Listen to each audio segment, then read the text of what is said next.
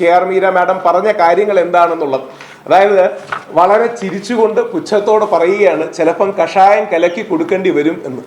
അതായത് എനിക്ക് ഈ നമ്മുടെ ഇന്നത്തെ പരിപാടിയിലേക്ക് പോകുന്ന ഇത് ഇവർക്ക് കൊടുക്കുന്ന ഒരു കാര്യം കൂടിയുണ്ട്. അതോടൊപ്പം എനിക്ക് നിങ്ങളോട് ചോദിക്കാനുള്ളൊരു കാര്യം, അല്ലെങ്കിൽ മാധ്യമങ്ങളോട് പറയാനുള്ളൊരു കാര്യം, ഷാരൻ എന്ന് പറയുന്ന ഒരു പുരുഷൻ സമപ്രായക്കാരിയായ ഗ്രീഷ്മയെ വിഷം കൊടുത്ത് കൊല്ലുക.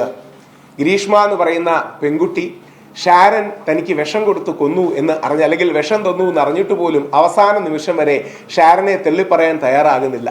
ഷാരന്റെ പേര് അവൾ മരണക്കിടക്കയിൽ വെച്ച് പോലും പറയാൻ തയ്യാറാകുന്നില്ല. 11 ദിവസം വെള്ളം കുടിക്കാൻ കഴിയാതെ ഗ്രീഷ്മ എന്ന പെൺകുട്ടി 11 ദിവസത്തിന് ശേഷം മരിക്കുകയാണ്.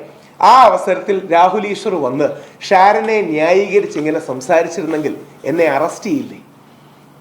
അതേ മര്യാദ തിരിച്ച് അറസ്റ്റ് ഒന്നും ചെയ്യണ്ട, തെറ്റാന്ന് പറയാനുള്ള ഒരു മാന്യത ആൾക്കാർ കാണിക്കണ്ടേ? അതായത് നമ്മുടെ നാട്ടിലെ പ്രമുഖമായ ഒരു ലിറ്ററേച്ചർ ഫെസ്റ്റിവലിൽ ഇരുന്ന് ഒരാൾക്ക് വിഷം കൊടുത്തു കൊല്ലുക. കോടതി വിധി, ബഷീർ സാറിന്റെ കോടതി വിധിയിൽ വ്യക്തമായിട്ടുണ്ട്. ശ്രീ ബഷീർ സാർ പറയുന്നത് 5ഓ 6ഓ തവണ മനഃപൂർവ്വം ഷാരനെ ഗ്രീഷ്മ അങ്ങോട്ട് വിളിച്ചു വരുത്തി ലൈംഗികതയിൽ ഏർപ്പെടാൻ താല്പര്യത്തോടു കൂടി സംസാരിച്ചു. എന്നിട്ട് വിഷം കൊടുത്തു കൊന്ന ഒരുത്തനെ അപമാനിക്കുകയും അവന്റെ കുറ്റമാണ് അവൻ മരിച്ചത് എന്ന് പറയുകയും ചെയ്യുന്നത് കൊലപാതകത്തെ ന്യായീകരിക്കലല്ലേ? ഹെയ്റ്റ് സ്പീച്ച് അല്ലേ? വിദ്വേഷ പ്രസംഗമല്ലേ? ജസ്റ്റിസ് കമാൽ പാഷ സാർ, നമ്മളെല്ലാം ആദരിക്കുന്ന ഹൈക്കോടതിയിലെ വളരെ പ്രഗത്ഭനായ ജഡ്ജിയാർ, അദ്ദേഹവും പറഞ്ഞ് നിങ്ങൾ കേട്ട് കാണും, അന്തസ്സോടെ കഷായം കലക്കി കൊടുത്തു.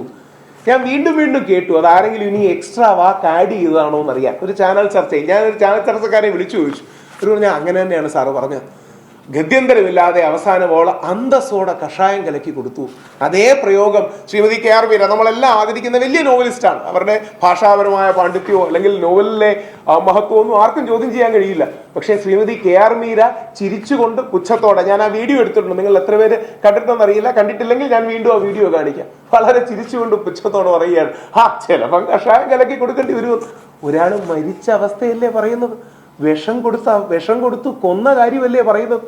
അതും പ്ലാൻഡായി പല തവണ പ്ലാൻ ചെയ്ത് ഗൂഢാലോചനയിൽ ഏർപ്പെട്ട് ഇവൾ വിഷം കൊടുത്തു കൊന്നതിന് തൂക്കുകയർ നൽകിയ അവസരത്തിൽ ആ തൂക്കുകയർ നൽകപ്പെട്ട വ്യക്തിയെ ന്യായീകരിക്കുകയും ഹെയ്റ്റ് സ്പീച്ച് നടത്തുകയും ചെയ്യുന്നത് ഒരു പുരുഷ വിരുദ്ധ മൈൻഡ് സെറ്റാണ്.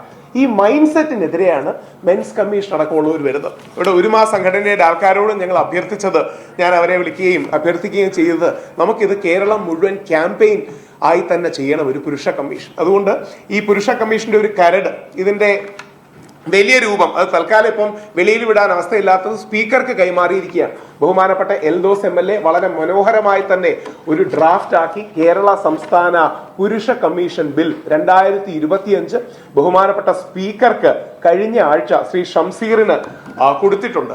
അദ്ദേഹത്തിന്റെ ഔദ്യോഗിക സ്പീക്കർ കൊടുത്ത ലെറ്ററും നിങ്ങൾക്ക് തന്ന ഇതിൽ വെച്ചിട്ടുണ്ട്. ആ ലെറ്ററിന്റെ ഭാഗമായി അദ്ദേഹത്തിന് കൊടുത്തിരിക്കുന്നതുകൊണ്ടാണ്, അവരുടെ പ്രിവിലേജ് കമ്മ്യൂണിക്കേഷൻ ആയിട്ടാണ് പൂർണ്ണമായും തരാൻ കഴിയാത്തത്. പക്ഷേ അതിലെ പ്രധാന ഭാഗങ്ങൾ, പ്രസക്ത ഭാഗങ്ങൾ നമ്മൾ ഇതിൽ ആഡ് ചെയ്തിട്ടുണ്ട്. ഒരു പുരുഷ കമ്മീഷൻ, യുവജന കമ്മീഷൻ മാതൃകയിൽ, വനിതാ കമ്മീഷൻ മാതൃകയിൽ ഒരു പുരുഷ കമ്മീഷൻ. ആ പുരുഷ കമ്മീഷന്റെ ആവശ്യകതയാണ് ഓരോ ദിവസവും വരുന്നത്. ഞാൻ ഇവർക്ക് കൊടുക്കുന്നതിന് മുമ്പ് ഒരു ചോദ്യം കൂടെ ചോദിക്കാം. ഷാരന് പ്രായം 23 അല്ലെങ്കിൽ 24. ഷാരന് ഒരു യുവാവല്ലേ? ആ ഷാരനെ അങ്ങനെ കൊന്നതിനെ ന്യായീകരിക്കുന്നത് ശരിയല്ല എന്ന് യുവജന കമ്മീഷൻ ആരെങ്കിലും പറയുന്നത് നിങ്ങൾ കേട്ടോ? അല്ലെങ്കിൽ വനിതാ കമ്മീഷനിലെ ഏതെങ്കിലും ഒരാൾ ഇങ്ങനെ ഒരു വനിത പറയുന്നത് ശരിയല്ല, ഒരാളെ കൊന്നതിനെ ന്യായീകരിക്കുക എന്ന് പറയുന്നത് കേട്ടോ? നേരെ തിരിച്ച് യുവജന കമ്മീഷൻ എനിക്കെതിരെ കേസെടുക്കണമെന്ന് പറഞ്ഞു. വനിതാ കമ്മീഷന്റെ സതീദേവി മാഡം, യുവജന കമ്മീഷനിലെ M. ഷാജറും രാഹുൽ ഈശ്വറിനെതിരെ കേസെടുക്കണമെന്ന് പറഞ്ഞു. എന്തിനാണ്? ഞാൻ വളരെ ബഹുമാന പുരസരം ഒരു വാക്ക് പോലും തെറ്റാതെ അല്ലെങ്കിൽ കുമാരി ഹണി റോസിനെ TV-യിലിരുന്ന് വിമർശിച്ചത്.